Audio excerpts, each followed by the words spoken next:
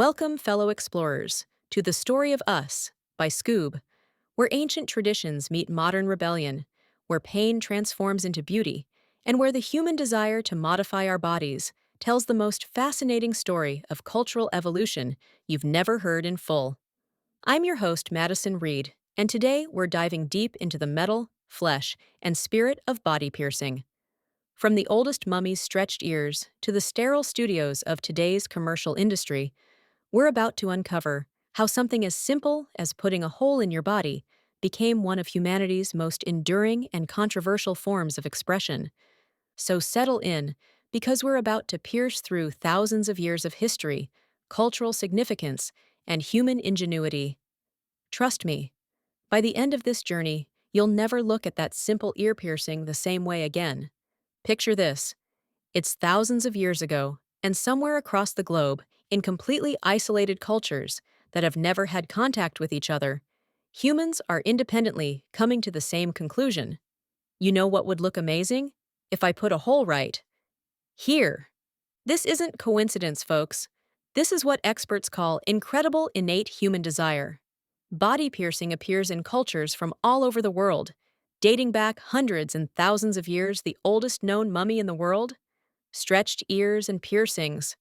We're talking about a practice so fundamental to human nature that it emerged spontaneously across continents. But here's where it gets really interesting. When we look at ancient piercing practices, we're not talking about a quick trip to the mall. These weren't fashion statements. They were sacred rites of passage, religious rituals, and cultural signifiers that carried profound meaning. Think about it. In a world without anesthesia, without sterile equipment, without antibiotics, people were still driven to pierce their bodies. That tells us something powerful about the human psyche and our relationship with our physical selves. And the diversity? Mind-blowing. From the elaborate nose ornaments of pre-Columbian cultures to the precisely regulated ear piercings of Qing Dynasty China, every culture found their own way to transform the simple act of piercing into something meaningful, something beautiful, something uniquely theirs. Let's start our anatomical journey where most of us do, the ears. If piercing had a gateway drug, earlobe piercing would be it. Low-stakes wound, relatively quick healing, and prime real estate on your head for showing off your style. But ancient civilizations took this concept and ran with it in ways that would make your stretched lobe friend look conservative.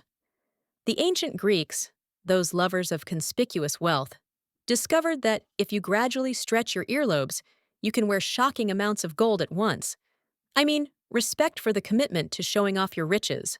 And let's talk about those ancient Cypriots. They were wearing elaborate, heavily ornamented golden coils that would make modern earweights look like training wheels. These weren't just accessories, they were architectural statements for your ears. Here's a fascinating archaeological mystery for you. Historians studying ancient Indian jewelry had only statues and temple carvings to go on, showing earlobes stretched by pendants so heavy they were resting on shoulders. For years, they thought, surely this is symbolic exaggeration. Then they found one incredible ear ornament, a weighty, heavily granulated piece that proved those depictions weren't hyperbolic at all. People were literally wearing jewelry so substantial it stretched their earlobes to their shoulders. Why is ancient Indian jewelry so rare, you ask?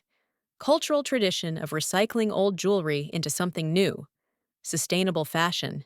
Ancient style. But here's something that might surprise you. Despite all our modern creativity with ear piercing, I cannot find historical evidence for alternative ear piercings.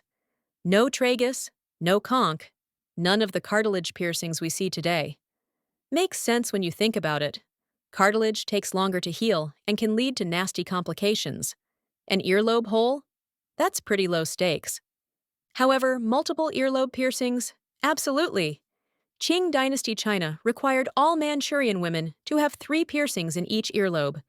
These weren't just decorative, they were markers of status in the royal court. If you were an attendant, you got 1 pearl per ear and gold hoops in the others. The empress? 3 of the finest pearls in each ear. They even created fake triple piercing earrings for those with single holes, who wanted the look ancient China was apparently ahead of the clip-on jewelry game. Now, if you're looking for another place to hang adornment after you've conquered your ears, the nose is prime real estate. It sticks out from your face, it's center stage, and it's going to heal relatively quickly. Nose piercing has serious historical credentials. We're talking about 4,000 years of written evidence. Appearing even in the Book of Genesis, it's thought to have originated in the Middle East and spread to places like India. But here's what's fascinating. Cultures with absolutely no contact with the Middle East or India were also piercing noses, Aboriginal cultures of New Zealand and Australia, pre-Columbian indigenous cultures of the Americas.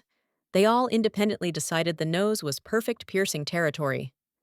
Pre-Columbian cultures got particularly creative with both nostril and septum piercings. Different piercing locations could actually tell you exactly where someone was from, like a geographic GPS system written in holes in jewelry. And let's talk about those septum ornaments. We're not talking simple rings here. The Maya, Mexica, Aztec, Tirona, Moche, Quimbaya, and Sinu cultures created absolutely intimidating constructions of mixed gold and silver, picture realistic figures of shellfish, or stylized, terrifying images of gods hanging from your nose. These weren't accessories.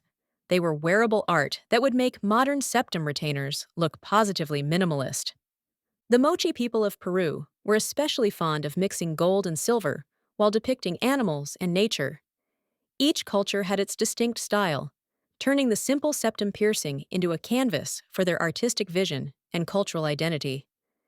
Ancient Carthaginians wore thick gold septum rings, both men and women, creating statues that look almost incongruous. Classical beauty with this bold nasal statement. And from Central Australia to Bangladesh to Nepal, septum piercing has been integral to coming-of-age rituals and cultural practices. Now we're entering territory that might make some listeners blush. But stick with me. This is where piercing history gets really fascinating and culturally significant.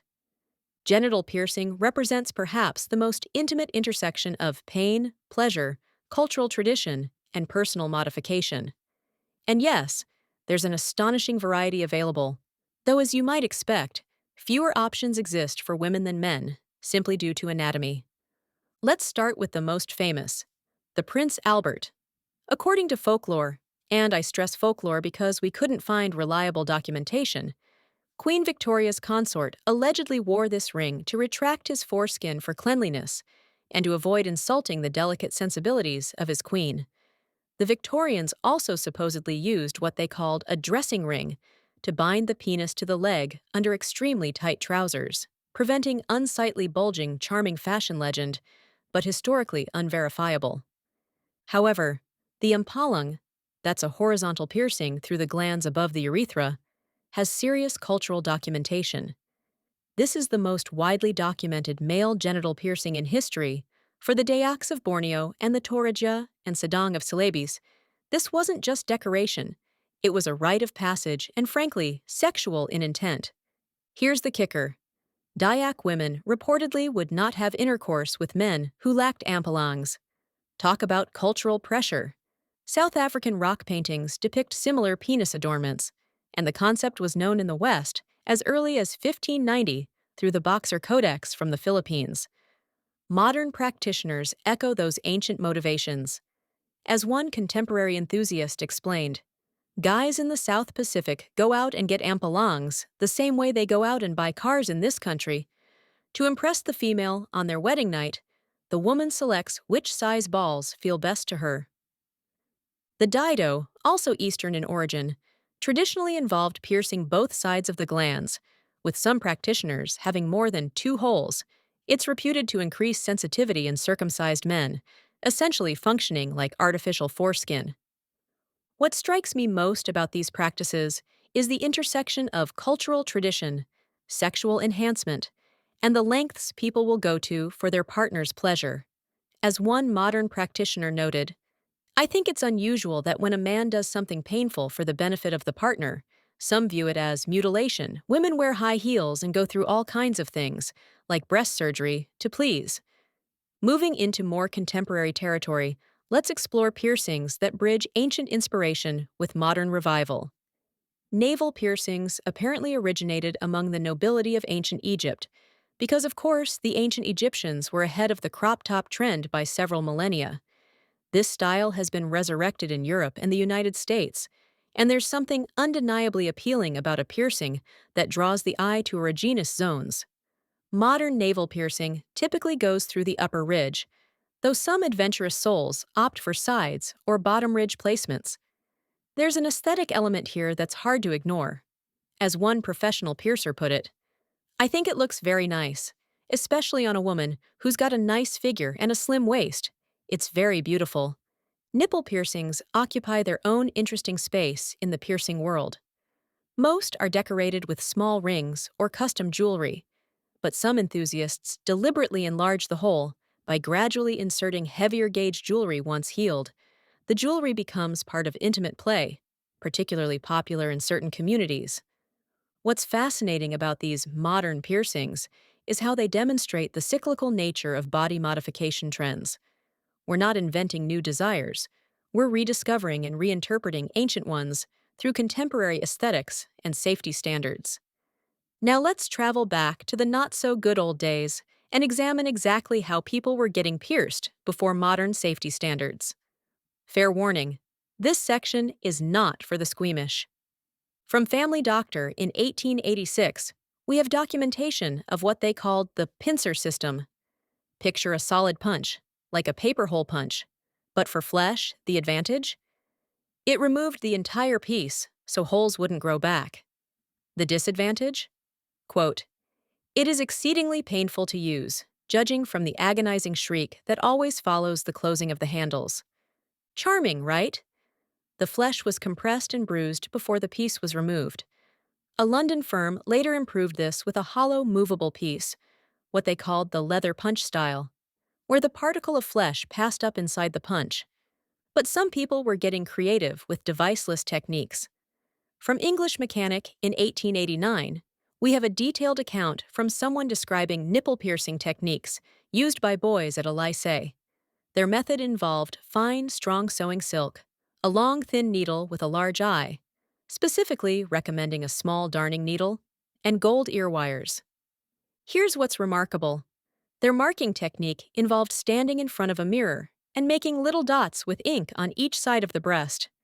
This is virtually identical to what professional piercers use today, more than 100 years later.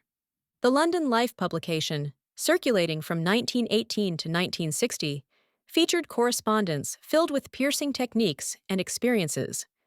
A frequent contributor called Barbarian described a piercing stretch method using a steel needle about an inch long with a spearhead point on one end and a hollow round end on the other.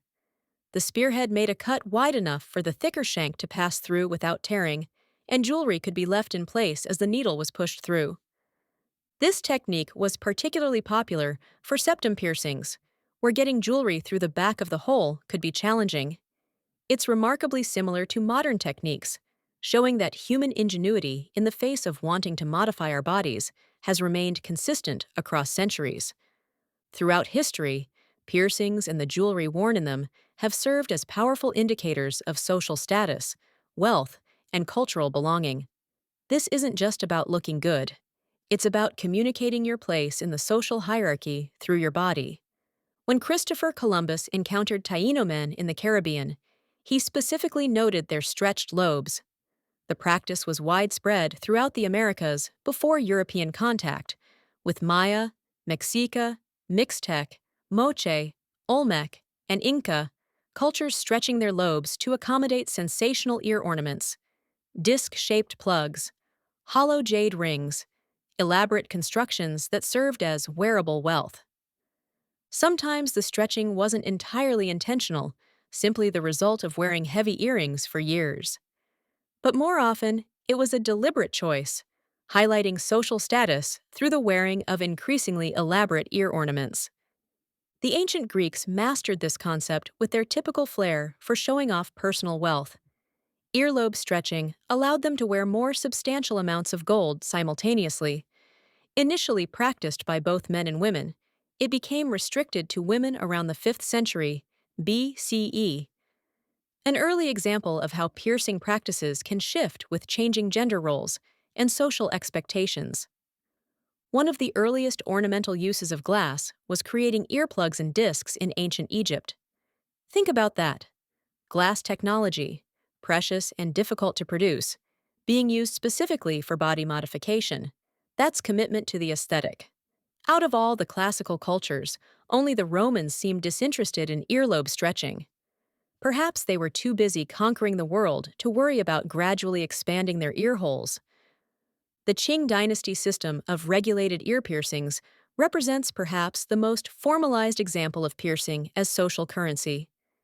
Every Manchurian woman required 3 piercings per earlobe, but what you could wear in them was strictly controlled based on your position in the royal court attendance. 1 pearl per ear, gold hoops in the others. Empress, 3 of the finest pearls in each ear. Your jewelry literally announced your social rank to everyone who saw you. Here's where our story takes a dramatic turn, and we need to make a crucial distinction that will change how you think about modern piercing. The commercial piercing industry, what most of us experience today, is fundamentally different from the thousands of years of cultural and spiritual piercing practices we've been discussing. And that distinction matters more than you might think. According to R.E. Search, Modern Primitives, the father of the modern rebirth of piercing was Richard Symington, a millionaire who made his fortune from his role in inventing Muzak Yes, elevator music funded the piercing renaissance. In the early 1970s, Symington helped organize a small but committed group of piercing enthusiasts, including legends like Fakir Musafar and Jim Ward. Jim Ward founded The Gauntlet, the country's best-known piercing salon, and Piercing Fans International Quarterly, the premier publication for piercers. These pioneers created something unprecedented, a for-profit industry around body piercing. Now, this industry did tremendous good. It made piercing more accessible, standardized safety and training, introduced autoclaves and sterile techniques, fostered collaboration with medical professionals, and invented new jewelry styles that made piercing safer and cleaner. But, and this is a crucial but, it also turned body modification into a commodified, commercialized enterprise that bears little resemblance to traditional piercing practices. As one industry expert explains, this version of body piercing as a for-profit industry is literally nothing like what body piercing is when we talk about piercings that have been traditionally done as parts of different tribal cultures, different religions, different spiritual groups, different rituals, and different rites of passage. The difference between a sacred rite of passage that's been part of someone's cultural and religious practice for hundreds of years and a 13-year-old getting her nose pierced at the mall because she thinks it's cute? They're not the same thing, and it's actually reductive to try to compare them. This industry emerged from a very specific subculture, queer leather communities in California, during the 1970s, and grew into a global commercial phenomenon. Understanding this distinction helps us appreciate both the sacred traditions of body piercing and the modern industry that serves different needs for different reasons. Let's talk about the nuts and bolts, literally, of how piercing transformed from dangerous folk practice to regulated procedure. Modern piercing must be performed under sterile conditions.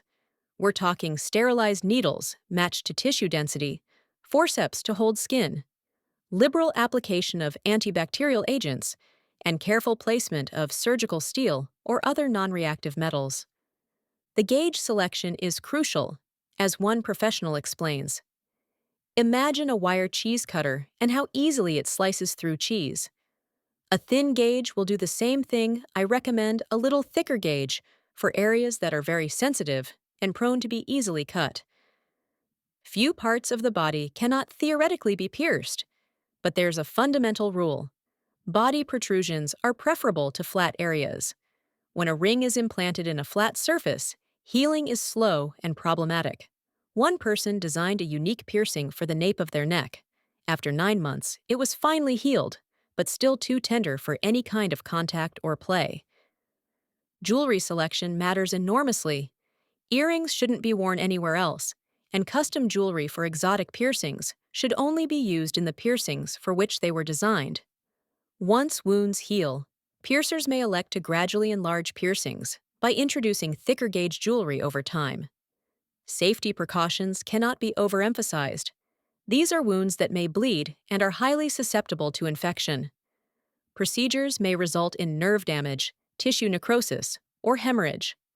Modern piercing techniques represent a dramatic improvement over historical methods, but they're still invasive medical procedures requiring expertise and proper conditions. Interestingly, although the ultimate goal might be largely sexual or aesthetic, the actual procedures are unlikely to be done in the context of any kind of sex or scene. Piercing is too sensitive a procedure to risk distractions. As Fakir Musaffar explains, piercing is not something to be taken lightly. We're doing a rather serious thing. We're imposing on the life inside a body something that is not there in a natural state. So after this journey through thousands of years and dozens of cultures, the ultimate question remains: why do we do this? Why do humans consistently choose to puncture their bodies, often in painful ways, to wear ornaments and express identity?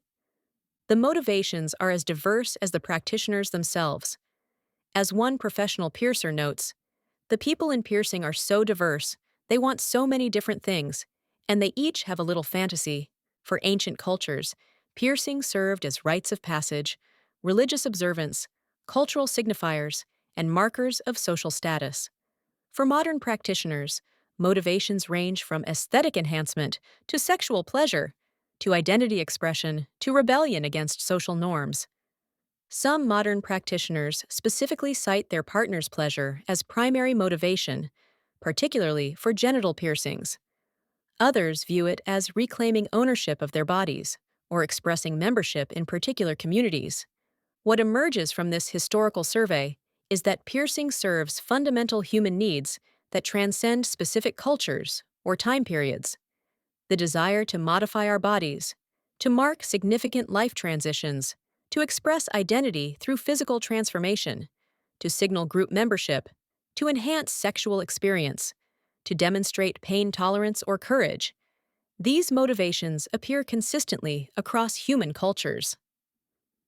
National Geographic awakened piercing desires in many Western practitioners, providing aspirational goals and inspiration. London Life's correspondence sections were filled with techniques and experiences, showing communities forming around shared interests long before internet forums existed. Perhaps most fundamentally, piercing represents human agency over our physical selves. In a world where so much feels beyond our control, the decision to modify our bodies, to choose pain in service of transformation, represents a deeply personal form of empowerment and self-expression. As our episode closes, remember, piercing isn't just decoration. It's a living thread linking us to ancestors who marked status, pain, and identity with needle and jewel, from stretched ears in ancient mummies to sacred ampellangs, royal piercings, and modern septum trends. The tools and meanings shifted, but the impulse stayed the same: to turn flesh into statement. Want to hear the hidden rituals, the surprising taboo that nearly sparked a cultural revolt, and firsthand accounts from people who carry those traditions today? That untold section changes how you see contemporary body art. Download the Skoob app now to get access to the full story, bonus interviews, and archival recordings. Thanks for listening. Stay curious, stay bold, and remember, every hole tells a human story.